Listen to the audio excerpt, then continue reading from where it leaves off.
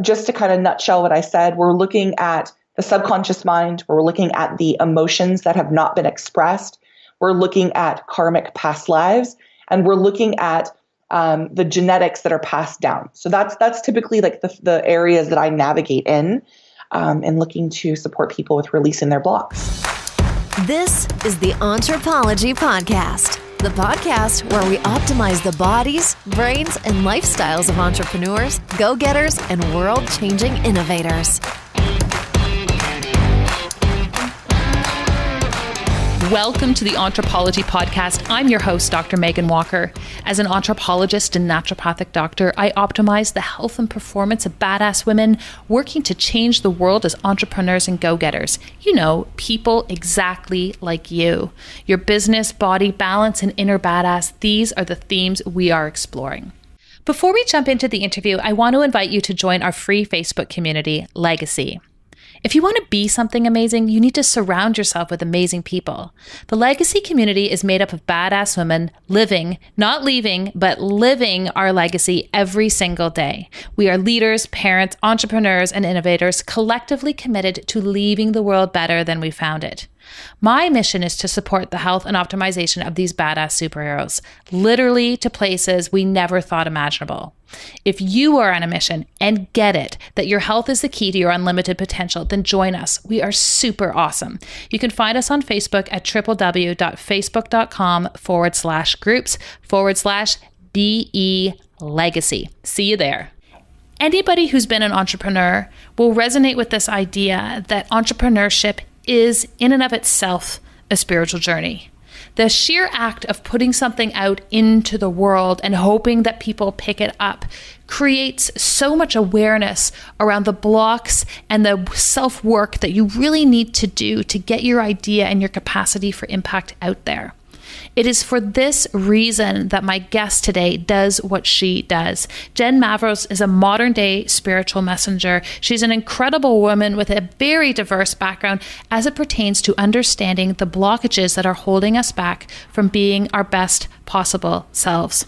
She's currently working towards a doctorate in Metaphysical Sciences. She is located in Las Vegas, Nevada, and she facilitated an opportunity for me to be able to talk about epigenetics, the Akashic Records, and past lives all in one podcast episode. She is a gifted speaker. She hosts her own podcast. She has tentacles around the world with some of the most influential entrepreneurs. I thoroughly enjoyed our conversation because it was so real and on point as it pertains to really acknowledging the role that our spirituality and our need to address our blockages have as we look to amplify what we are doing in this world. This was a super special episode. It's something that everyone is going to get something out of. And I promise you, it's going to challenge and introduce you to new ideas, things you never thought you would hear here. It is my absolute pleasure to introduce you to Jen Mavros.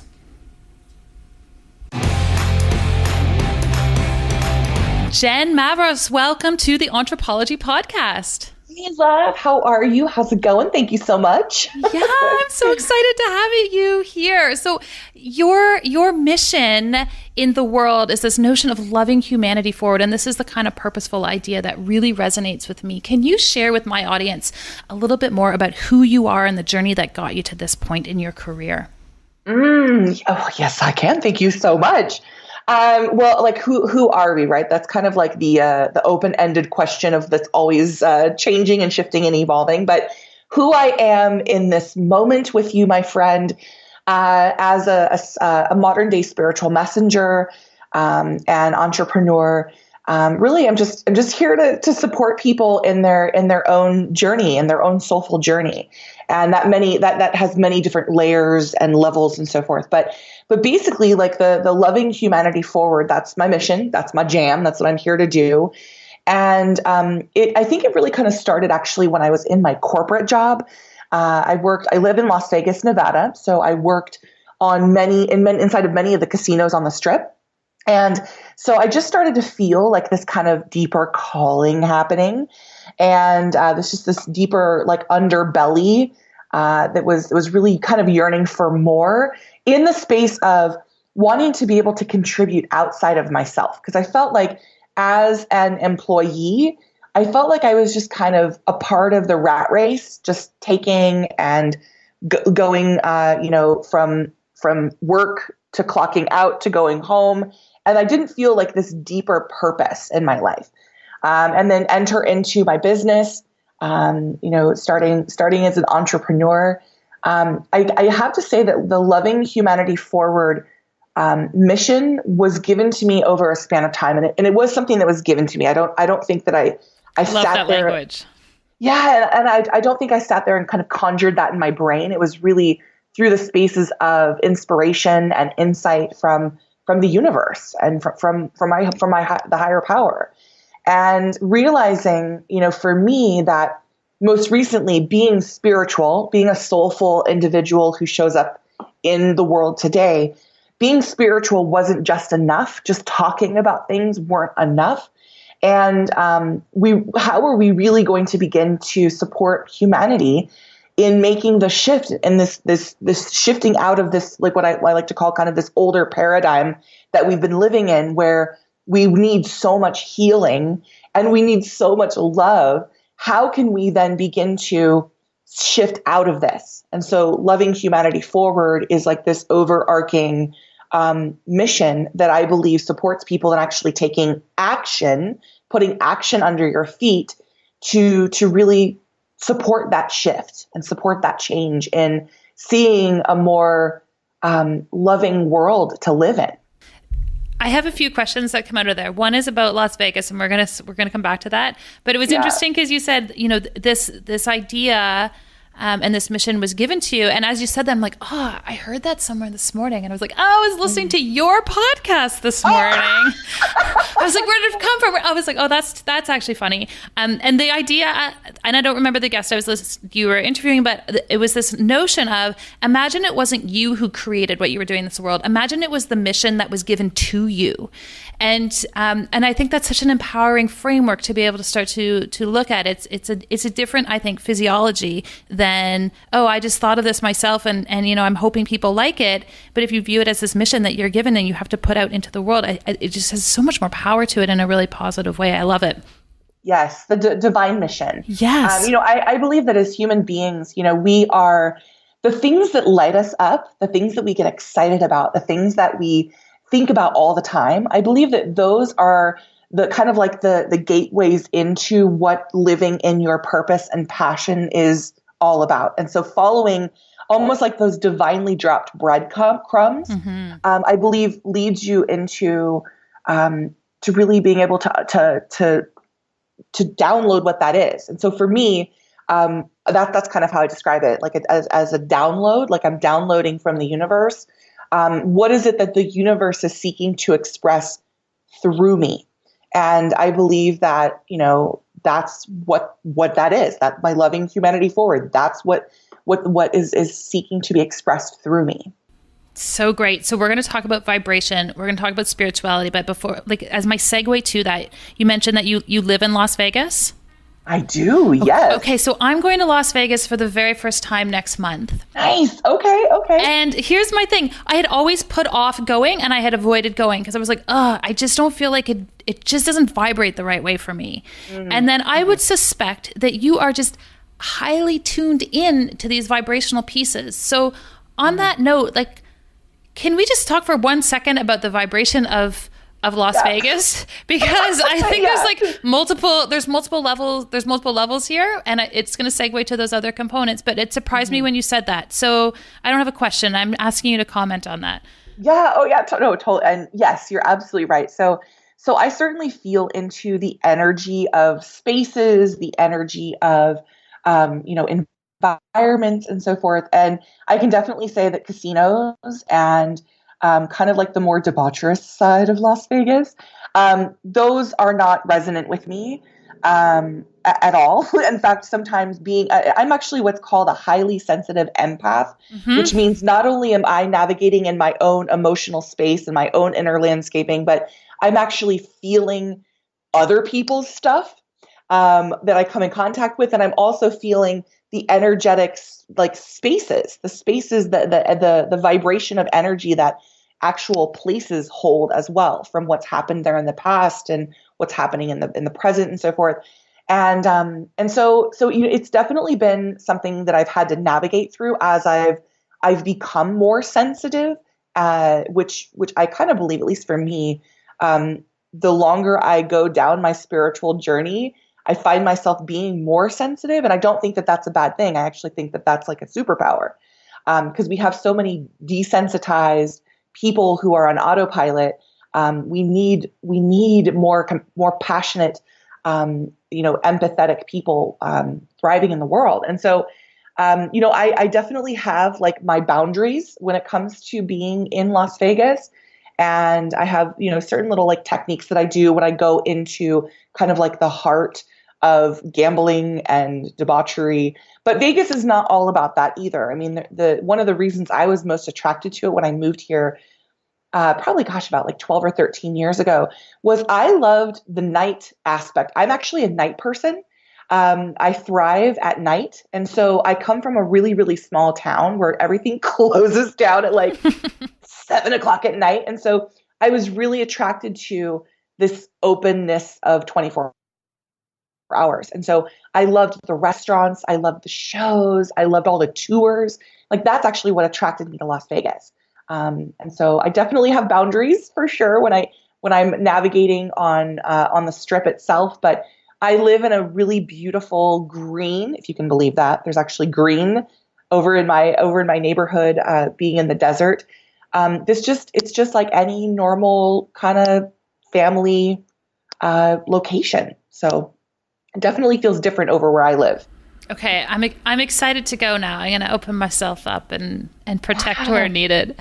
Yes. Okay, so you are a modern day spiritual messenger. You are working towards a doctorate in metaphysical science. Mm-hmm. This is a different angle for entrepreneurs. How do you serve entrepreneurs with this like incredibly unique, but for me resonant idea? Thank you for that. So just for people who are listening who are not familiar with maybe what metaphysical science means. So metaphysics actually comes from an ancient Greek word. Meta means like over and beyond, and then physics. So it's kind of like this over and beyond physics. It's a branch of philosophy that actually governs inside of the nature of being. It's like the ultimate search for truth and purpose and meaning. And I practice more of the branch of like spiritual philosophy. So it's really the exploration of your soul's evolution, your soul's journey, the spiritual unfoldment of you as you being a human being and a divine being at the same time, and how those intersect. So it's like your purpose, your passions, why you're here, what lights you up, what inspires you. That's kind of how I tie that into entrepreneurship and supporting people to activate and unlock those things within themselves. Because look, I believe that everybody has the answers for their life and for their journey already inside of them. Whether you believe that or not, we absolutely do. And it's just a matter of tuning into that, gaining deeper soul clarity on that, and then you begin to realize that there are a lot of blocks and things that are holding you back. What quote can hold you back? And so supporting people in unlocking those blocks that keep you stuck. And where are those blocks coming from? Are they childhood blocks? Are those insecurities? Are those past lives? Are they all of the above? Like what are those? Yes. Oh my gosh, that is actually such an amazing question. So I like to see life as kind of this holistic spectrum. I see it as a rainbow spectrum. I don't believe there's just a one side. There's kind of the duality. There's light, there's dark, there's up, there's down, there's in, there's out, and everything in between. And so if we start with like the holistic mind, body, spirit, right? So inside the mind, we have blocks can be stored in the subconscious mind. So when we're between the ages of 0, so when we're in mommy's belly, and 7 years old, we're like this little recorder that is sponging and absorbing everything that we see, that we feel, that we're taught from well-meaning adults. And so blocks can certainly be established at that time and inside our subconscious mind. If we look at the body, like specifically our emotions, a lot of times blocks can come from unexpressed emotions. So you hear like the term emotional baggage. We carry with us emotional baggage. And those studying energy and metaphysics, if we have emotions that are unexpressed, what typically happens is they're stored energetically in our body. And that, just like any kind of energetic practice believes that we want open channels and open flow of energy. And when there's a block, we want to look to unblock that. We look to release that. And so in our body stores so much sacred wisdom. And so we look to unblock these unexpressed emotions that have stored over this lifetime or past lifetimes. And that leads into the next holistic component of the mind, body, spirit.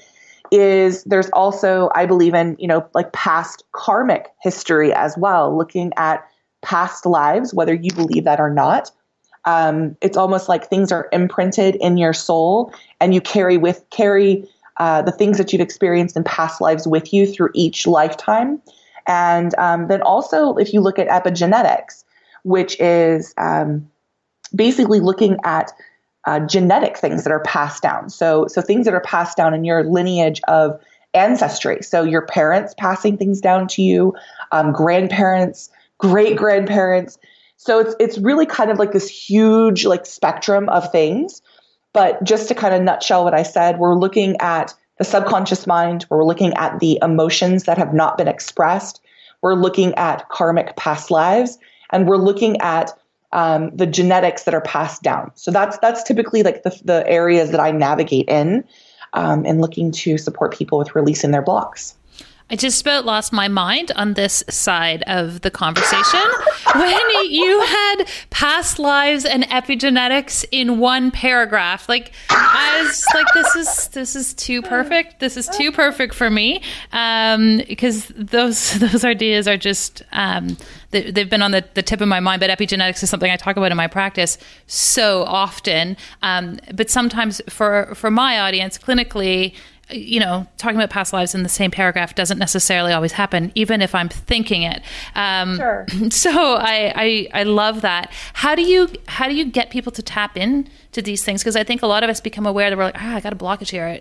The one I hear about most frequently is I've got a money block, or one that and I won't say I get attacked with, but I hear people comment on. I'm like, oh, that's your issue, but it comes about with respect to money. And so, why is it? Is it just a more powerful energetic force for people? Is it something that's just more pervasive in our collective upbringing? Where do you think that comes from? You mean specifically around money? Yeah. Yeah, well, I mean, especially in the entrepreneur space, I mean, if we're doing good with our business, we typically like that equal exchange of energy. So if we're putting out into the world and we're doing a service, we're creating products. That exchange is typically through the exchange of money. It's through revenue. That's what entrepreneurship is, right? It's like you're putting something out and you're getting revenue back. It's part of the point. Right, exactly. Otherwise, it'd be a hobby, right? It would just be a hobby. Mm-hmm. And so I know for me and what I've experienced, entrepreneurship is literally the gateway into personal and spiritual development. Because if you've got blocks, then they're gonna come up. They're totally gonna come up. Yes. And so I think that a lot of people start with money because we need at a very surface level. We look as a human being living on Earth today. I mean, unless you're in the rainforests or in the Amazon or something, right? We have to have money to survive, to put food in our mouths, to put a roof over our head, to put clothes on our back. And so it is a fundamental aspect of being a human being. So it is something that is very important in living in the human world. And so more people desire to get that under control. And so that's why money is just, it's definitely a hot topic that people, most of the people that come to me typically at first are wanting to squash their money blocks. And then we realize that there's always typically an underlying root, and it's actually not normally sometimes doesn't have to do with money at all.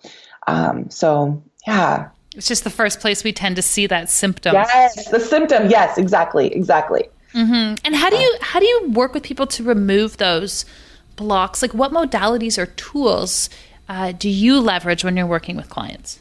Oh my goodness. Yeah. So, okay. Kind of one of my go-tos is, first we have to kind of gain clarity, because a lot of blocks are lurking under the threshold of our conscious awareness. So we want to kind of bring them up to the surface. Like you said, the symptoms will present themselves, but we got to get below the symptom to kind of identify what the real culprit and kind of, problematic space is. So in supporting people, meditation is a huge everythingness for me. I mean, that is my jam.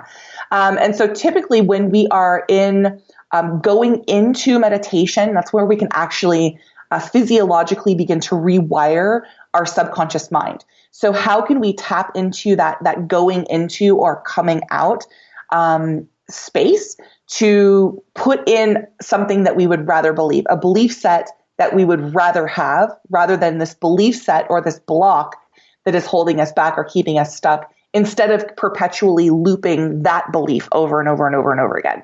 And so I've got like brainwave technologies that support people in getting into this very specific brainwave state, and you can do work in that space.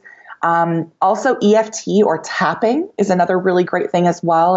It looks at the energetic meridians on your body, and you're basically calling out the belief that you currently have, and you're almost like tapping what it is that you'd rather believe. Instead, you're tapping that into your energy system. So kinesiology, the energy work. There's a lot of different things. Hypnosis also. It just depends on the person, and what resonates most with them, what is most effective for their own personal journey. I love it. I love that you have more than one tool that you can pull out, because not everyone's ready for meditation. And then some people have been using meditation for a long time, and they're like, I've still got this block. Yeah. Mm-hmm. And there's different angles on the way in. I was thinking about this concept the other day as I was reading through some of your material, and because so much of the work that I do is health related, I had this analogy that was like created in my head as I was reading through your stuff. And this was this notion of, when we eat a bad diet for 20 years, we build up plaque on the inside of our arteries, and there are downstream consequences physiologically for the choices we make every single day. And it's not necessarily one thing, it's just the cumulative effect. And I suspect on a spiritual level, we see the same type of thing, that there are patterns of engagement with our daily living that set us up for success to spiral up or set us up to spiral down. What are some of those things in your opinion? Or am I like totally out to lunch and you're like, that's not how it works at all? Mm-hmm. No, and I actually think that that's a really great analogy and observation. I actually like to kind of reframe that a little bit. I believe that everything happens for a purpose. It's all unfolding just as it should. I believe that there are coincidences, and I certainly believe in the divine timing. Things are soulfully supporting you, just the medicine that you need in this space in your life. And I don't know that I would necessarily say a quote like that they're supposed to be there, and see them as a bad thing. I actually would reframe that to say that the blocks that we have are actually an opportunity for you to come back to yourself. If we can see the messy spaces of our life or the undesirable parts of our life as a learning opportunity, as a point of growth, then the blocks that we hold in our energy system, our emotional system, our physical system, all of our systems, they're present to actually support us on our spiritual journey, like the lessons that we're meant to learn within this lifetime. So I just see them as an opportunity to grow more deeply, to come more into yourself, and a soulful evolution is really what I consider, quote, blocks. And is there a habit or a lifestyle piece that we can start to put into practice, and maybe meditation's the answer, on a daily basis to move us closer to that, I'll say vibration, maybe it's a different vocabulary, where we're tapped into that, where we're less likely to just keep hitting these blocks? Mm-hmm. Well, I love that you said habit, because that's actually just kind of a side note. Habits, working on the things that you're doing on the regular, your habits, your patterns. Actually, that's another way that you can support rewiring these blocks and these beliefs that you hold. But specifically, yeah, I mean, meditation, that for me, that's my go-to jam. But really just being, I think, in a space of self-awareness, and that's not something necessarily that happens overnight. Being in the space of mindfulness. One of the questions that I'm constantly asking myself is, how do I want to feel? Like, what do I want to feel right now in this moment? How do I want to feel in my life? How do I want to feel in my business? And, I talk a lot about divine manifestation.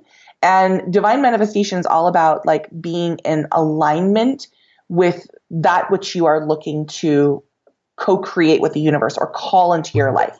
And so it's all about alignment. And so if we are not in our truth, if we, are not speaking our truth or living our truth, we're out of alignment, just like with health, right? You look at this like in the physical space, you begin to see that things begin to bubble up, that diseases or things that take you out and away from your natural essence, away from your heart, your space of harmony and happiness.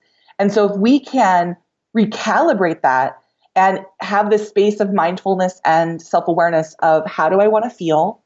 And, because we're ultimately pulled by how we want to feel in life and in business. And so if we can be in awareness of what that is, then that's an amazing launch pad to take us and move us forward, so that we can be aligned with the things that we say, the things that we do, how we show up in our life, et cetera, et cetera. So, do you think women are better is the wrong word, but I'll say it, are better at this process than men, or it just comes to us more easily, or you just actually think it's part of that human evolution? You just either get to that spot or you're not there yet. Mm-hmm.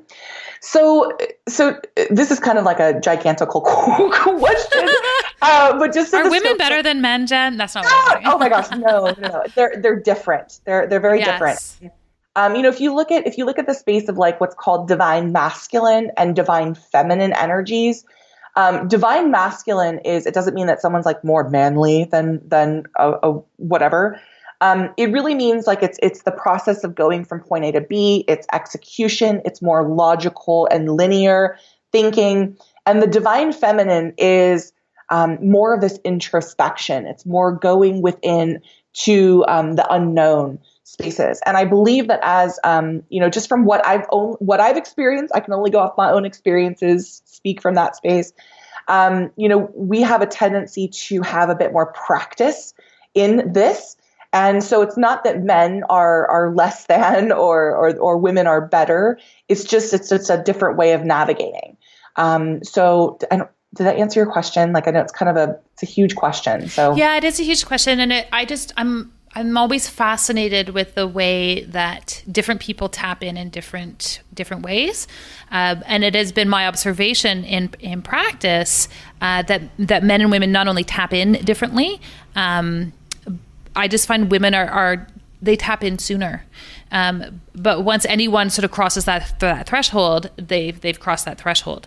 So I was really curious, from your experience, where those things what kind of patterns you tend to see in that. Yeah, I've definitely observed women are kind of a bit more tapped in. I mean, but the thing is that men are tapped in a different way. Everybody has this space of intuitive knowing, this internal compass. Every single human being has that. And so sometimes they're just labeling it differently or tapping in differently, like you said. So, but yeah, most women have a tendency to be more lit up in this space. So, but it is that it's kind of the nature of like the feminine energy nature of it is this introspection, this inward intuitive space. There's this idea that I keep hearing about. Well, and I have my own thoughts on it. But I want to introduce it to my audience. And this is this notion that like sometimes when you just start to get out of your own way and you surrender to your mission, things start to get easier. And as the more we remove these blockages, the serendipity and the divine coincidence and all of these coming togethers happen with greater ease. Is that something that you just kind of take for granted at this point, or just see with greater clarity given the way that you work with people? I think I'm definitely, let me just be clear. I believe in the duality of life. So I may be a teacher in this particular space, but at the same exact time, I'm also a student, and I'm also a human being who's navigating through my own blocks and my own karmic history and, junk, right? And so, yes, I'm definitely more aware of it, but I still have my own work around it. How do I want people to really explore this idea, because I think with entrepreneurs and with individuals in general, ambitious people, go-getters, they get very caught up in the tasks of execution, right? I have to do this, I have to build this site, I have to, like, they're constantly doing. And I think there's a new filter and lens through which you can see your life and your existence, where you can also just tap into that flow state, but not necessarily in terms of getting more tasks done, but in terms of recognizing what the universe has just put in front of you. Like, how do we get people to put that lens in front of their eyes? What kind of things should they be looking for? What kind of practices should they engage in so they can really start to recognize when that pattern's been sitting in front of them? Yeah, so I think that, just because this is another gigantic question as well. I think one of the best ways is if you look for like what I call synchronicities, or what I kind of how I define like these sparkling intersections that seem to be coincidental. Typically, the universe is dropping what I like to call like divine breadcrumbs, like kind of guiding you through things. And so it's always choice. We always have a choice as a human to listen or not listen, follow, not follow. And so if we're able to, rather than lean forward, kind of like the energy of leaning forward, relying on our own separate strength to go, do, and almost like willfully force things forward. When you can be in a space of leaning back, the energy of leaning back, the visual that I have on this is almost like I'm leaning back into the arms of the universe, or God, or spirit, your higher power.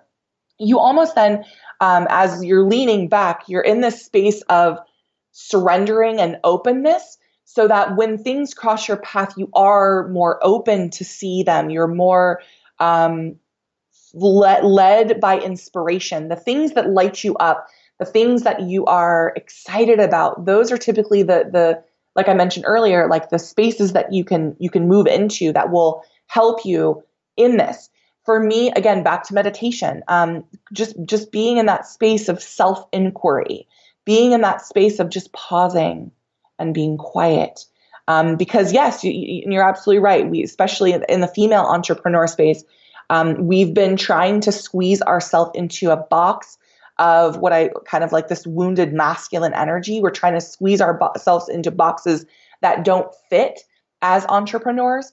And so as women, we need to embrace kind of our natural rhythms, like our natural flow of things. And so I'm really honoring of like the cycles of life. We have, as women, we have our moon cycles. And so moon cycle, like our menstrual cycle, just for the... I was like, I'm totally with you, Jen. Yeah, thank you. Thank you for this footnote. Our monthly things. And those they're actually meant to slow us down. We're not supposed to be like go, push all the time. And so when we can honor these natural cycles and rhythms of life, just like our Mother Earth has the seasons, right? There's winter, there's spring, there's fall, there's summer. We as human beings also have our own seasons and rhythms as well. And when we can be honoring of those, when we feel like we're in let's go do it, let's execute, let's do this, and we're lit up by that, then we're in that season of our life. But when we feel that like, oh my gosh, this is taking me so long to do, there's so much procrastination and resistance, it could very well be that you're in a cycle of your life where you're being called to go inward. You're being called to pause and listen instead of showing up and being out there and doing and doing and doing.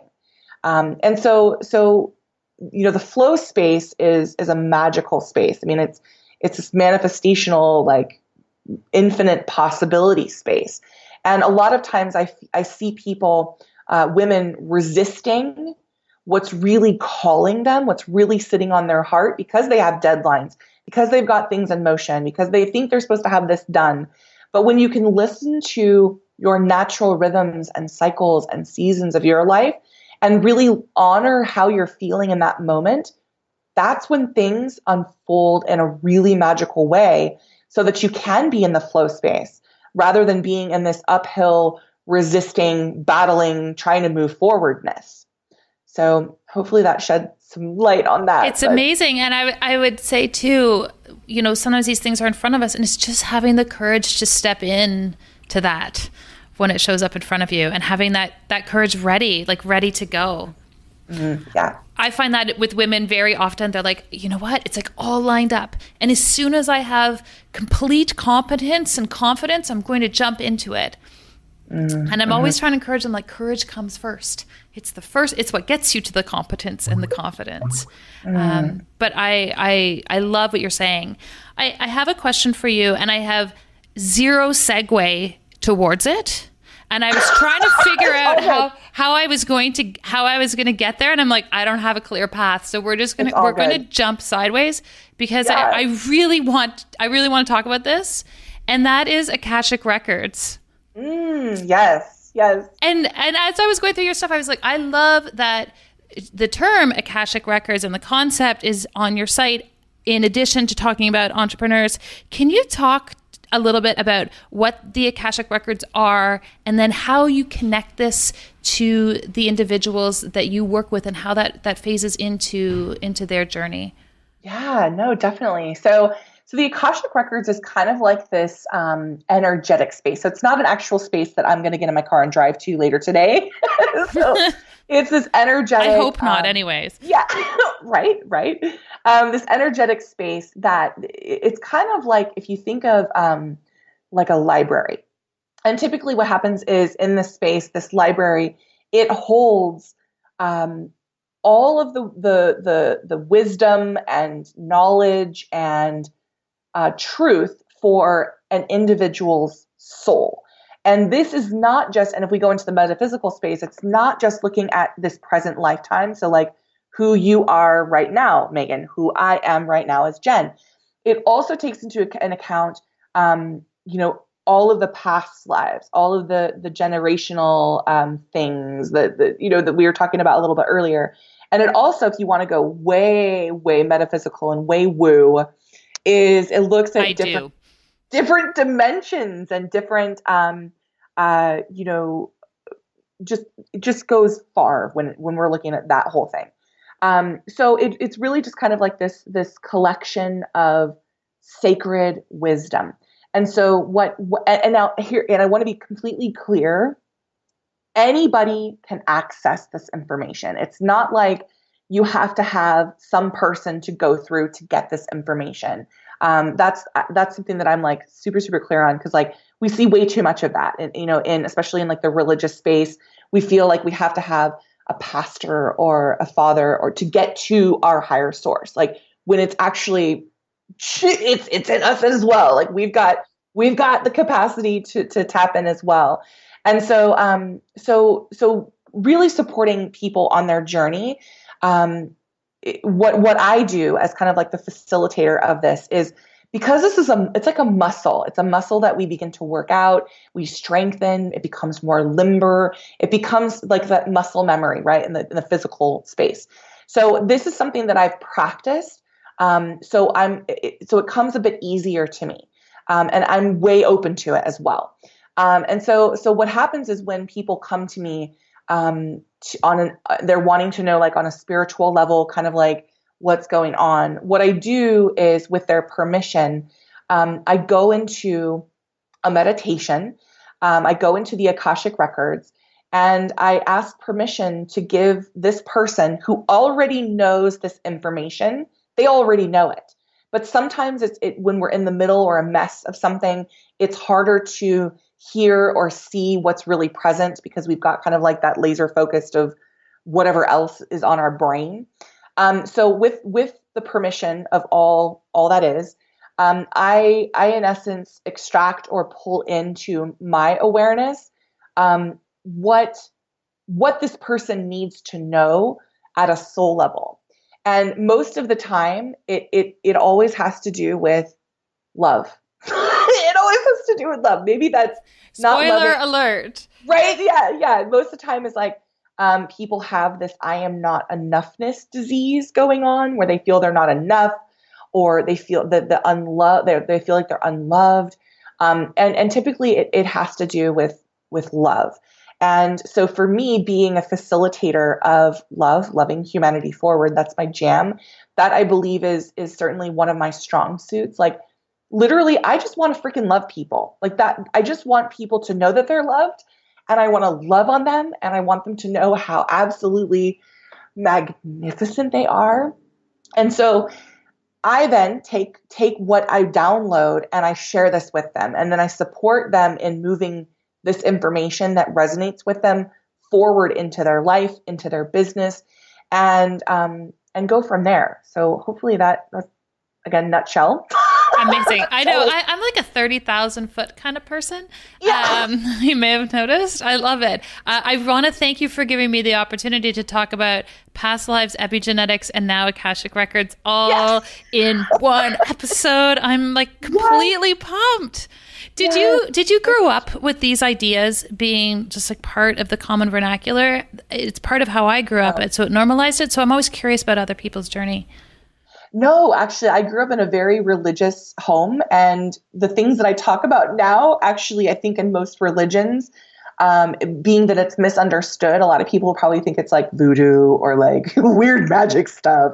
It's totally not. Like at the base, root bottom of everything that I do is love. Like, how can we come back to love? That's our natural essence.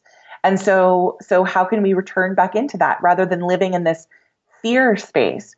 And so, but no, I definitely wasn't like jamming with my mom when I was like 6 years old on like Akashic Records.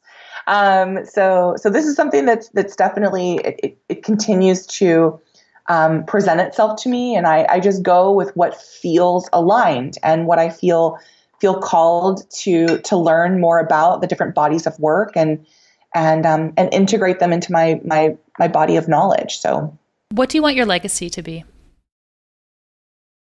Well, this is going to be another like shocking surprise, but it's truly love. Like I want people to, the people that have perhaps come in contact with me or my work, I infuse so much love. I'm very deliberate and very thoughtful with the way that I present things and the way that I show up when I'm supporting them. And I want them to feel that love. And so it's really the ripples of love. And there's really no way to quantify or measure that, because these ripples who knows where they go and who they have affected. But it's just really, I'm loving humanity forward. I want to really support people in remembering their truth and remembering that love is their essence. It's who they are, and that they felt loved. So if they felt loved from me, then that's what it's all about. So. I love that. And that feeling and that essence of what you want to deliver, I feel from everything that you are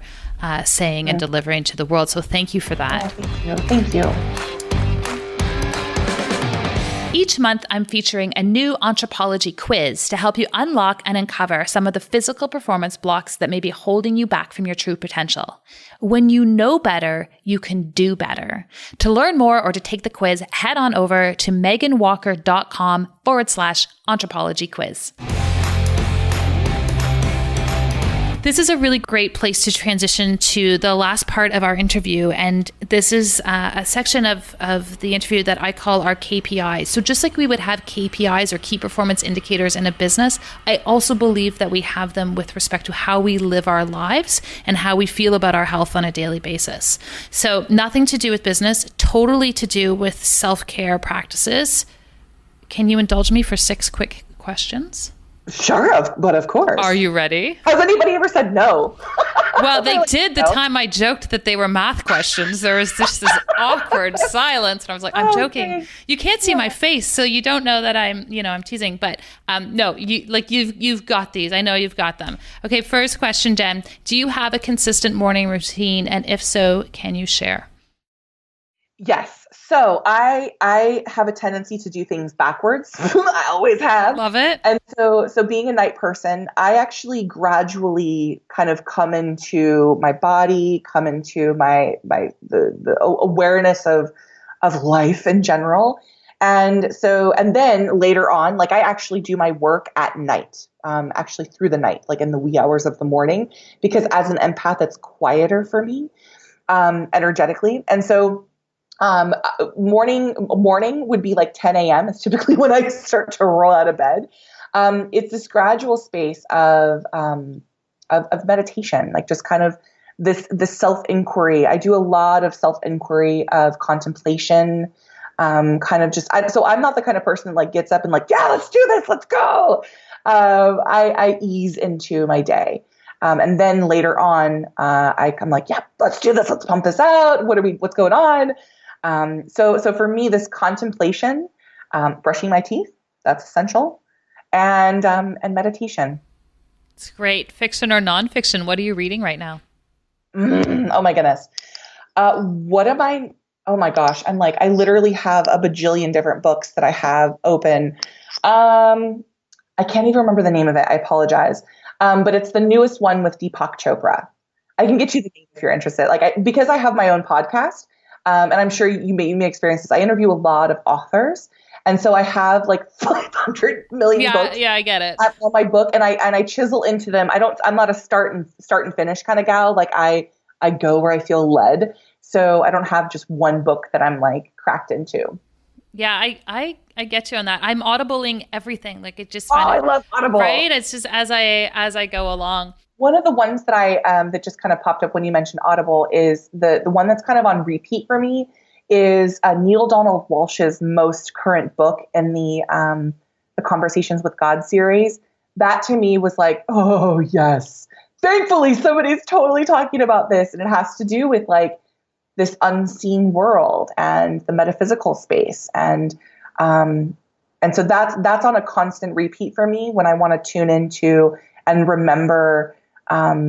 Come into the space of remembering, I will definitely go into that book for sure. Yeah, that was a pivotal book for me, and I guess the series of books like that. I think I was in like grade 8 the first time I read that, and I was just like, oh, but it's book 4, so it's deep. No, it's so everyone, it's so good. Okay, what is the one thing that you're most consistent with respect to your health? With my health, well, again, back to meditation. I mean, that's literally, I love spending time in that space and just floating around in the cosmos and chatting with my cosmic crew. And so meditation's definitely a space that I jam lots and lots in. What's something totally badass about you that people would not otherwise know? Oh, well. So 2 things come to mind. So here I am. I'm like this quote. I don't even like to call myself this, but this spiritual teacher, like I talk about, that's why I call myself a modern day spiritual messenger. I'm bringing messages forward. Is I curse like a mofo. That's awesome. I definitely drop some serious bombs of colorful language, which I love. And I definitely have a dash of badass. Like I kind of drive a racy car, a muscle car. And a lot of times people are shocked when they meet me. They're like, oh, you're so like spiritual, whatever, which is so annoying. But then they see me get in my car and then they're like, totally would have never expected that from you. Because I like to drive fast. I drive kind of like a fighter pilot. I love that. That totally qualifies. Well done. What do you do for fun or play? Oh, my husband and I, we actually love going to the movies. And that's more of our local thing, or traveling. I love experiencing new cultures and seeing things from different lensings. So travel, definitely. And the last question for you, Jen, entrepreneurism. Are we born this way or do we learn to become entrepreneurs? Or is it like multiple lifetimes? How does that work? I love that question. I think that we can definitely be more predisposed in certain circumstances, but I would have to say, just off the top of my head, before I go into like further inquiry with it, that it is something that is kind of given to us. Like I think we're born into it. Amazing. Jen Mavros, it has been an absolute pleasure chatting with you today. I was really excited to talk to you this afternoon. I really appreciate your time. Thanks for being here. Yeah, thank you so much. Jen, if people want to connect with you and learn more about what you are up to, can you give us a few quick examples of where people can find you, and we will completely hook them up in our show notes? Yes, absolutely. Thank you so much. Super easy. Just jenmavros.com. And then you can find my name on pretty much any social media space under Jen Mavros. And then I also have like this really beautiful free gift that's an intro into divine manifestation. And that's at onwardcourse.com. Amazing. Jen, thanks so much for your time. Yay, thank you, love. I appreciate you. If you enjoyed our conversation and would like to hear more, head on over to Stitcher or iTunes and subscribe to the Entrepology podcast. We would also really appreciate a quick review. When people have their health, they can change the world. Let us keep you healthy and you go change the world.